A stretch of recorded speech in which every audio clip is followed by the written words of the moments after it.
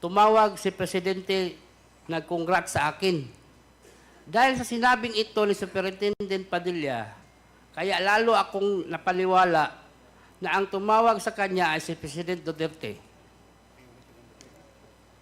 Providing a dedicated and reliable service aimed at keeping you informed and up to date. This is Pilipinas Prime. Ako po si Fernando Magdalero, 56 taong gulang, Pilipino, citizen, hiwalay sa asawa, resident ng Davao City, sa kasalukuyang nakakulong sa Service Support Company Philippines Military Academy, Baguio City po. Matapos po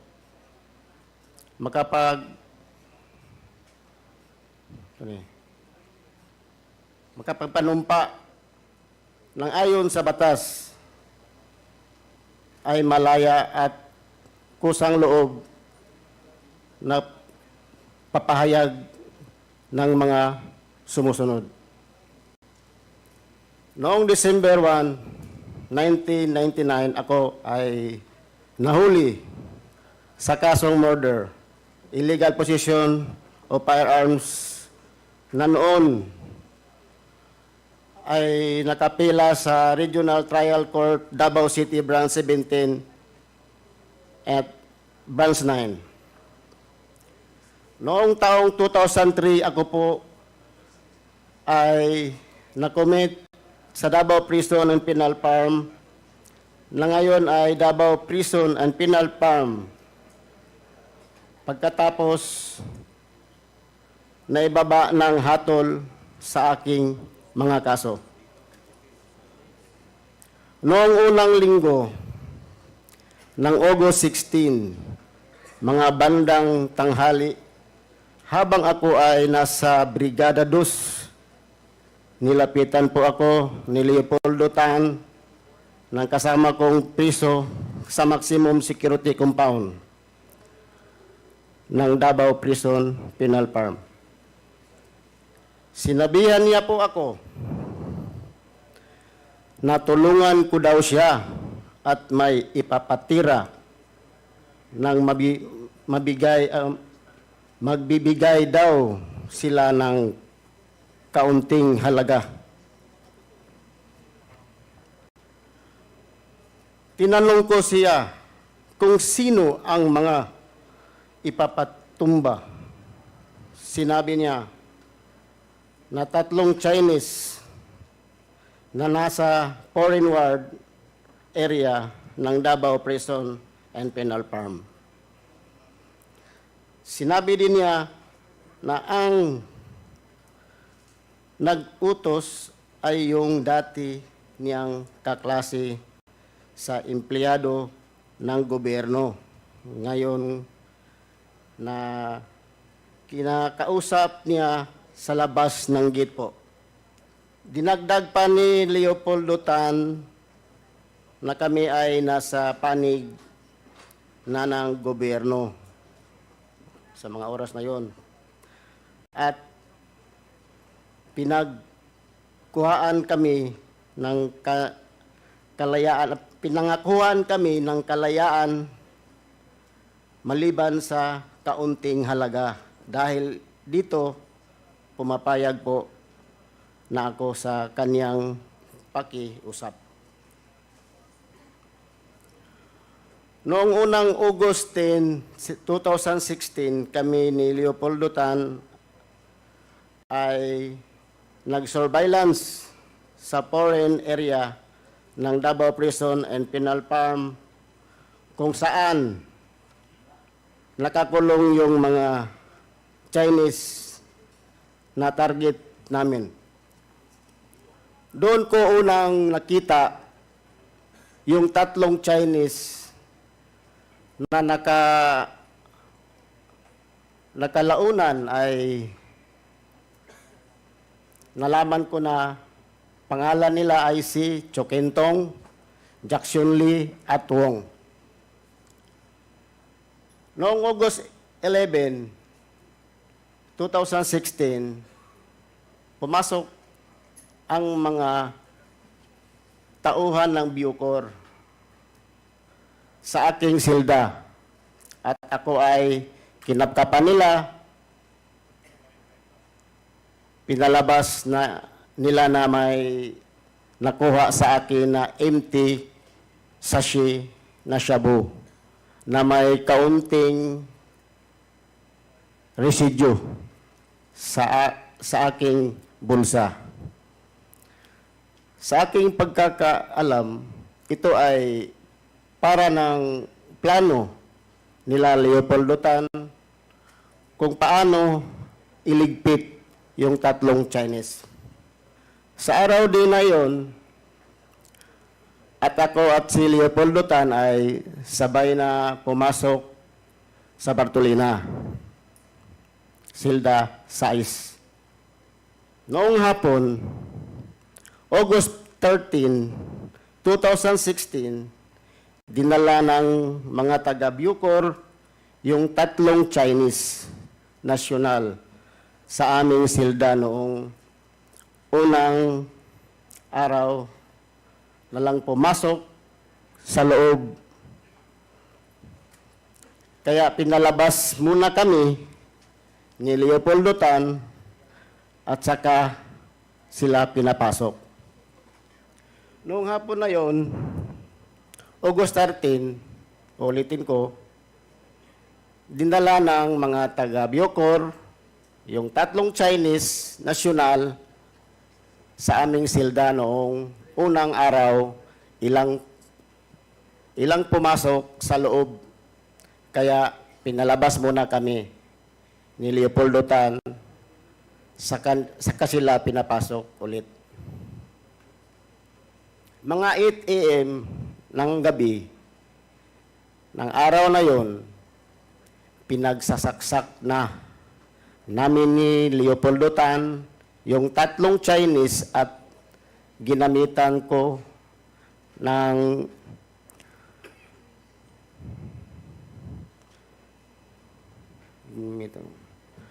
kuna ng panaksak at yung ibinigay ni Leo Pinkian na 29 balisong. Samantalang si Leopoldo Tan naman ay gumamit ng pagsaksak. Si Leo Pinkian ay isa rin sa mga bilanggo. Ngunit, sa mga panahon na yon, siya ay ang mayor ng Bartolina, Davao Prison and Penal Farm. Ayon sa amin, pinagkasunduan sabay naming na ipinagsasaksak yung tatlong Chinese, Chokintong at Wong, para hindi sila makalaban.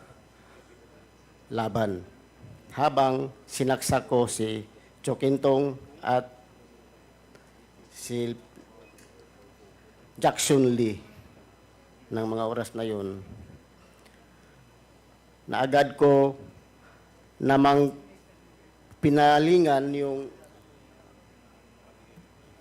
saksak yung tumumba na si Chokintong. Pagkatapos ng insidente ng pagpatay sa tatlong Chinese drug lord, nilagyan ko ng malong yung rihas ng Bartolina, Silda 6, para hindi makita yung duguan na katawan ng tatlong Chinese drug lord. Pagkatapos ay dumating si Superintendent Grialdo Padilla sa Bartolina, Silda 6, at sinabi niya, anong ginamit niyo? Ihagis nyo sa labas at ihagis nyo naman sa aming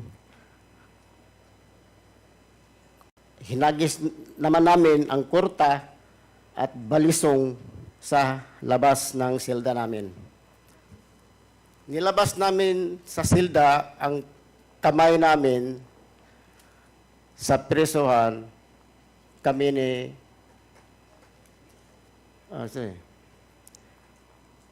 kami ni Sir Poro, pinalabas kami para dalhin sa IS Investigation Section. Kami ni Leopoldo Tan ay kinasuhan ng homicide dahil sa pagpatay sa 3 Chinese na agad aming inamin para matapos na yung kaso dahil sa aming pag-amin noong 2019, kami ay nasintensyahan ng 3 counts at 3 years, 6 months, and 1 day. Pagkatapos ay 2 araw ng incident,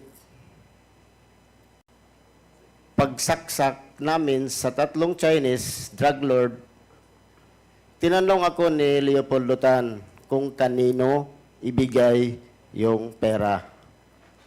Pinangako sinabi ni Leopoldo Tan sa akin. Binigay. Sabi ko sa asawa kong si Linlin. Pag alam ko na naman na nakuha na yung 1,000,000 noong dumalaw siya sa akin. Pagkatapos noon, hindi namin yung pinangakong paglaya naman, pero hanggang ngayon, kami pa rin ay nasa loob ng kulungan. Pinangako nila yon. Ibinigay ko itong salaysay na ito dahil sa galit ko sa kanila. Ginawa namin ang pinatrabaho nila pero hindi tinupad ang kalayaan na pinangako nila sa amin. Ang lahat ng sinabi ko sa salaysay na ito ay po ang katotohanan lamang at walang sino man ang nagturo o nag-influensya, at alam ko rin na maaring gamitin laban pabor sa amin, sa akin. Sa ngayon, ito na lang po ang masasabi ko at wala nang idagdag pa sa aking salaysay. Sa katunayan, ay nalagdaan ko ito ngayong ika-21 ng August 2024 dito sa lungsod ng Baguio. Sinumpaan at nilagdaan sa harap ko ngayon ika-21 ng August 2024 sa lungsod ng Baguio. Okay, salamat Andy. Thank you po. Ito bang pirma dito sa salaysay na ito na binabasa mo ay iyong pirma? Yes, for honor. Okay, salamat. So, wala ka nang idadagdag? Wala na po, Your Honor. Yun na po. Okay, ang ating sunod na tawagin, ang ating isang witness sa pangalan na Mr. Leopoldo Tata Tan, alias Tata. Tama po ba? Okay. Sige, Tata, pakibigay ang iyong salaysay. Magandang araw po sa lahat po. Sinumpaang salaysay.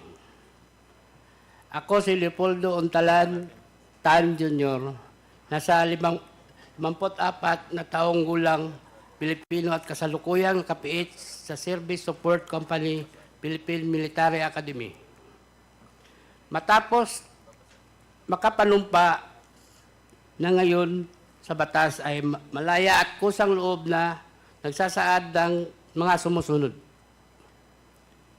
Noong taong 2005, ako ay nahatulan at nakakulong sa Davao Prison Penal Farm dahil sa paglabag ng RA 9165. Noong mga bandang July 2016, habang sinisilbi ko ang aking sentensya sa maximum compound, dumalaw sa akin ang kaibigan ko na si SPO4 Arthur Narsulis. Si SPO4 Arthur Narsulis ay kaklase ko noong high school. At sa kanya din ako humihingi ng tulong ng aking kaso. Siya ay naka-assign sa CIDG 11 at nakabase sa Davao City. At boss niya si Colonel Edelberto Leonardo, Regional Chief ng CIDG 11 Davao City, at Lieutenant Colonel Regina Garma. Noong araw din yun, nakiusap sa akin si SPO4 Arthur Narsulis at sinabi niya na may ipatatrabaho ako sa iyo at may basbas sa taas. Baka matulungan ka rin namin na makalaya. Kakausapin ko namin ang presidente. Sabi pa ni SPO4 Arthur Narsulis, sayang din itong isang manok kada ulo. Sa aking pagkakaintindi at pagkakaalam, ang isang manok ay 1,000,000. Tinanggap ko ang alok ni SPO4 Arthur Narsulis na pera at pangakong makakalaya ako. Dahil naniniwala ako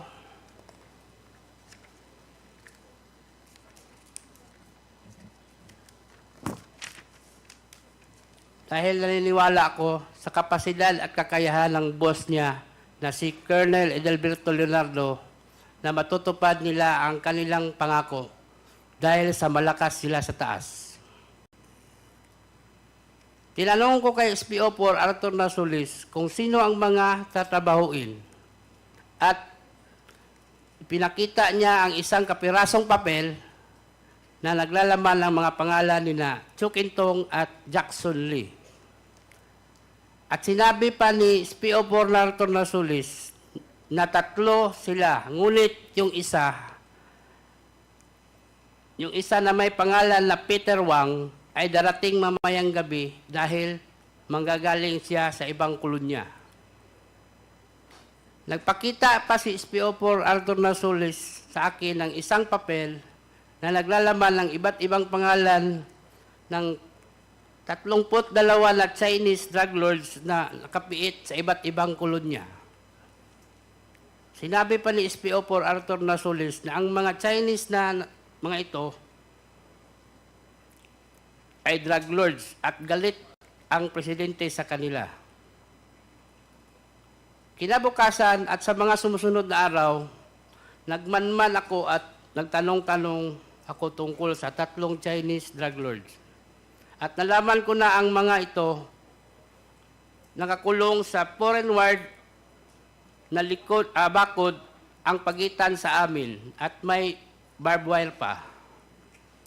Kaya isang gabi, tumawag ako kay Arthur Narsulis at sinabihan ko na mahihirapan ako na kunin yung 3 Chinese drug lords kasi nakabukod sila.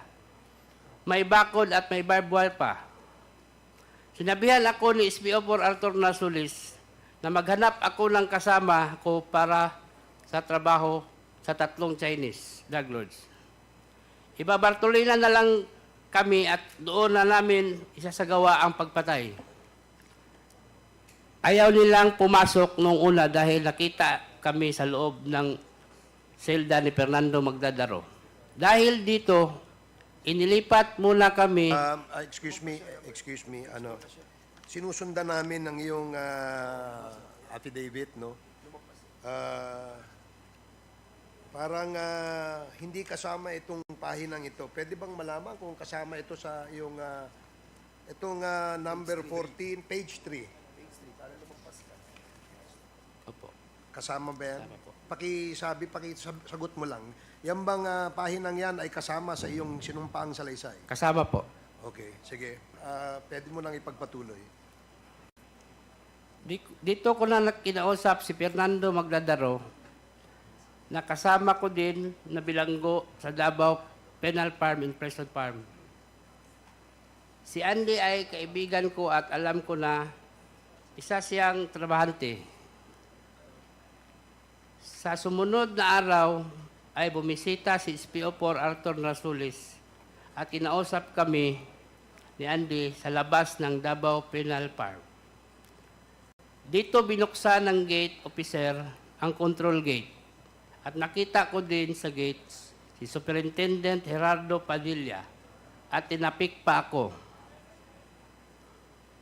Noong papalabas kami ng gate, narinig ko yung isang empleyado sa pintuan, napuntahan si Fortaleza, Major Fortaleza. Sabihin nyo na may dalaw siya, ang classmate niya na si Garma. Ang Garma na tinutukoy ay si Lieutenant Colonel Ruina Garma na sa pagkaalam ko ay taga CIDG. Kilala ko si Lieutenant Colonel Ruina Garma na karelasyon ni Art SPO4 Narsulis. Kinabukasan, nagkaroon ng search at pinalabas na may nakuhang sachets ng shabu sa aking bulsa. Dahil dito, ako ay dinala sa Bartolina, Silda 6, kung saan nakasama ko si Fernando Magladaro na nakuhanan din ng shabu sa bulsa. Sa loob ng Bartolina, lumapit si Jimmy Fortaleza at sinabihan ako ng, "Tol, trabahuin nyo yan. Hindi kayo pwedeng pumalpak." Habang nasa Bartolina kami, si Jimmy Fortaleza ang nagbibigay sa amin ng kanin, ulam, sigarilyo at coke. Pagkaraan ng 2 araw, dinala ng mga taga-Bucor yung 3 Chinese drug lords sa Bartolina, Silda 6.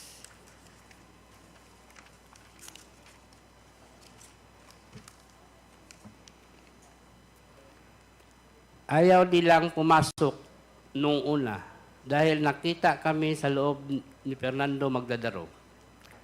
Dahil dito, nilipat mula kami sa Bartolina, Silda 4, saka pumasok ang 3 Chinese drug lords at pagkaraan ng ilang minuto ay binalik din kami sa Bartolina, Silda 6. Noong August 13 ng gabi, pinagsasaksak na namin yung 3 Chinese drug lords. Ginamit ko ang korta at pagsaksak at si Fernando Magdadaro naman ay gumamit ng 29 balisong sa pagsaksak. Ang korta at 29 balisong na nagamit ng palaksak na binigay ni Leo Pinkian 1 araw bago yung insidente. Si Leo Pinkian ay mayor ng Bartolina. Napag-usapan namin ni Fernando Magdadaro na sabay naming sasaksakin yung 3 Chinese drug lords, kaya pinagsasaksak niya si Chu Kintong habang pinagsaksak ko naman si Peter Wang. Pagkatapos sumunod na pinagsasaksak ni Fernando Magdadaro si Jackson Lee. Pagkatapos ng insidente ng pagpatay sa 3 Chinese drug lords, nilagyan ni Fernando Magdadaro ng malong yung rehas ng Bartolina, Silda 6, para hindi makita ang duguan na katawan ng 3 Chinese drug lords. Pagkatapos ay dumating si Superintendent Gerardo Padilla sa Bartolina, Silda 6, at sinabi niya na, "Anong ginamit ninyo? Ihagis sa labas." At hinagis naman namin ang korta at ang balisong sa labas ng silda. Nilabas namin sa selda ang kamay namin at pinusasan kami ni Sir Puro. Pinalabas kami para dalhin sa IS Investigation Section.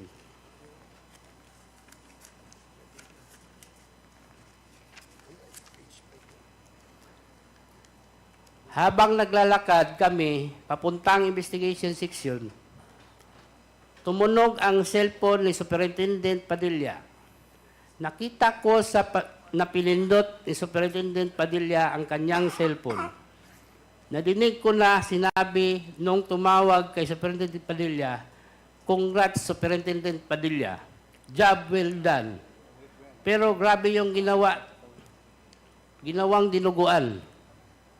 Alam ko na ang kausap ni Superintendent Padilla ay si Presidente Duterte dahil pamilyar ko ang boses niya. Sandali lang, no? Teka muna, medyo seryoso yung sinabi mo eh. Pinaninindigan mo ba yan? Opo, sir. Pwede bang ulitin mo kung ano yung sinabi mo?